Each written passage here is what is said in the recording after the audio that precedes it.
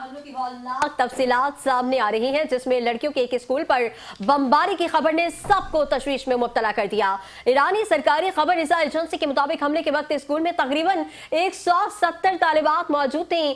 हुक्काम का कहना है कि फजाई हमले के नतीजे में अब तक कम से कम 53 अफराद जाँ बहक और तकरीबन 60 अफराद जख्मी हुए हैं, जिनमें तालिबात और स्कूल का अमला भी शामिल है।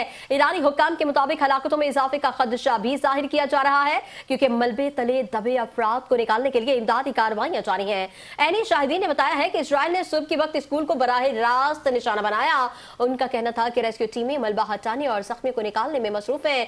वाक़े के बाद इमदादी इदारों और तिब्बी टीमों को फौरी तौर पर जाए वकुआ पर पहुंचा दिया गया। जख्मियों को करीबी अस्पतालों में मुंतकिल किया जा रहा है। हलाकतों में इजाफे का खदशा है। इजराइल की जानिब से इस हमले के बारे में फौरी तौर पर कोई बाज़ाब्ता बयान सामने नहीं आया।